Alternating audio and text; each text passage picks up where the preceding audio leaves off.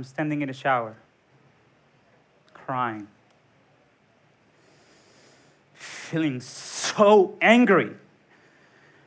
I'm 20 years old in my first year in college in the US, doing the best that I can. These people are so mean to me. These Americans, the coach, and all because I don't speak English. So this is the only time that I can let myself and my emotions go, so nobody can hear me and see me crying. As the only Spanish speaker in the baseball team, I had nobody to turn to, nobody that will understand, and nobody that I can trust. I would love to speak to my mom, but that didn't feel safe either. I'm 7 years old. I'm running around this boxing ring, shadow boxing, smiling, playing. Only 8 hours till the main event, and I'm freaking excited. I'm with my grandpa, a big boxing promoter in Venezuela. He comes to get me off the ring. You love boxing, don't you? Grandpa, I love it so much. He comes to me and grabs my face. Wonderful. Whenever you turn 18, I'm gonna make you a world champion. I smile so big and I jump into his arms. Later that night, we go to the restaurant.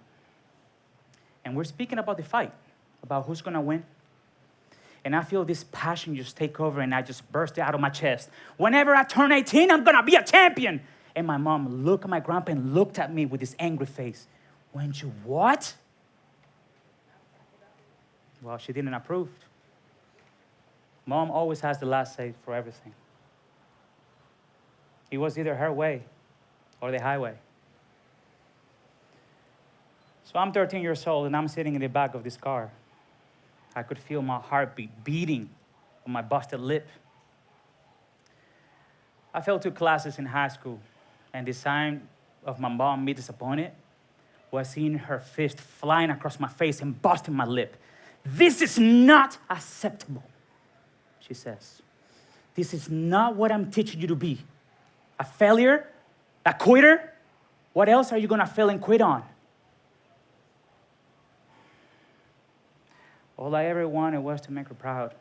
So I did whatever she wanted whenever she wanted. I felt that to truly feel loved, I couldn't just be good.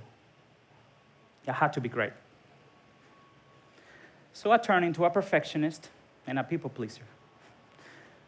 Last thing I know, I was doing baseball, theater, acting, swimming, even ballet. Even though my heart wasn't fully in it, my perfectionism and my people pleasing made me do it all very, very well. So I'm sitting in their locker room at the Houston Astros Baseball Academy. I'm only 16 years old. For you to be there at that age, man, you gotta be good.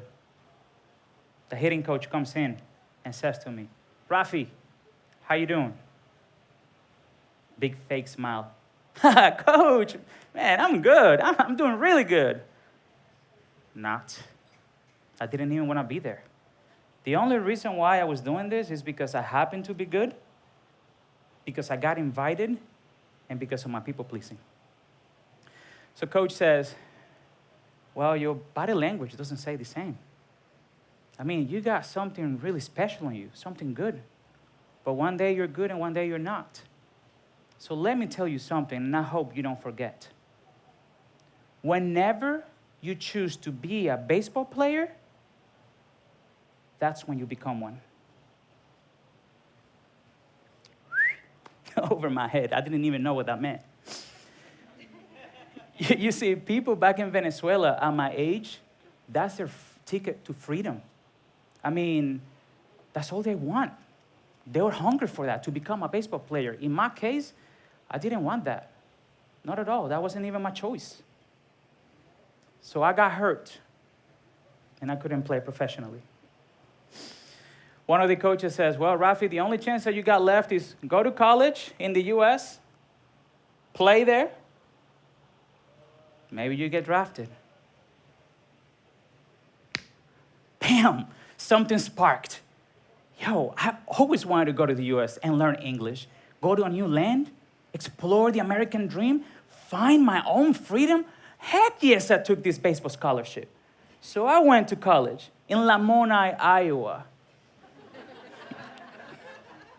Tiny little place in the middle of nowhere in America.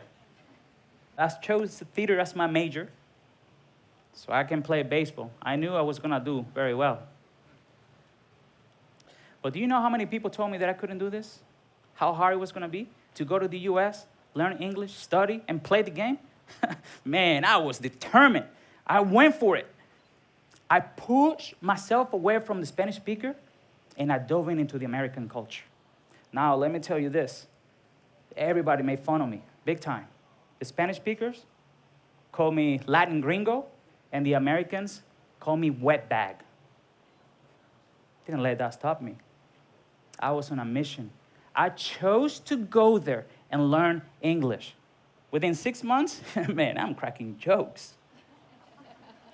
I got rid of my heavy, funky little accent like they used to say. Man, I was performing on stage. I was named one of the best performers in school. So I'm 2 years into my college career, and I'm feeling absolutely miserable. At this point, I freaking hate baseball.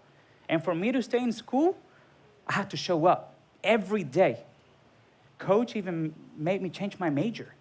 He said, yo, if you want to be in this team, the whole theater thing is not going to fly. I was so sick of people wanting me to do whatever they want. How can I stop this pain, this misery? At this point, my escape in the shower wasn't even working anymore. So I thought of my sister. She took her life when I was 6. Man, maybe that's the solution. Nah, I need help. I need to speak to someone. So I went to the head of the theater department, and she says, Rafi, we want you here. Let's do this. We'll give you the baseball scholarship money and give you a little more. How about that? Weight off my shoulder. Felt liberated. For the first time, someone on my side helping me to be free. Man, coach was pissed, and I didn't care because I chose me.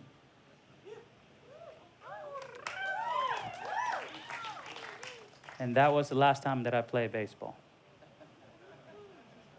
So I graduated college, and here I am, trying to find a job, applying here, applying there.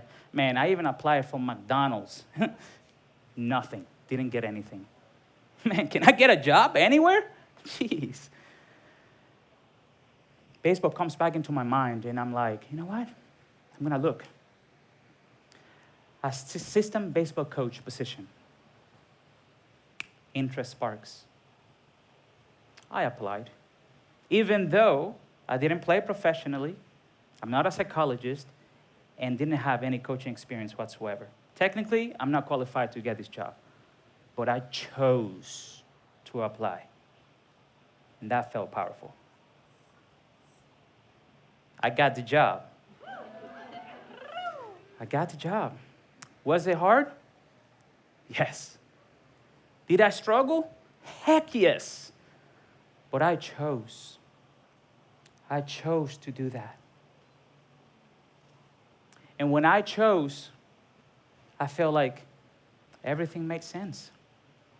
I worked with one of the greatest mental performers in the game. I became obsessed with it. So when I chose for myself, that's when magic happened. I became one of the most influential baseball coaches in Kansas City. I empowered hundreds of athletes, different ages, different levels. 12 years later, I live in Bali as a mental performance mentor for baseball players. It hasn't been that easy, but it was so worth it. When I think back of that younger version of myself, that one that I thought it was such a disappointment, such a quitter, such a failure. I have no choice but to feel compassion for him. He went against so many odds. He went to the US to learn English after he failed in high school. He quit baseball not because he couldn't play, but because he was ready to feel freedom. Then coming back to baseball, dealing with his own story of how are you going to become a coach when you're a quitter? To take all these risks took something. It was a fight. A big fight.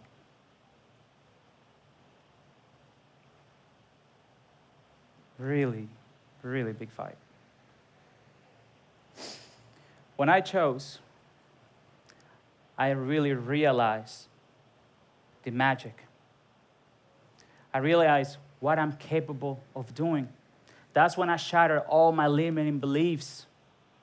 And even though I didn't become that professional boxer, I chose to fight.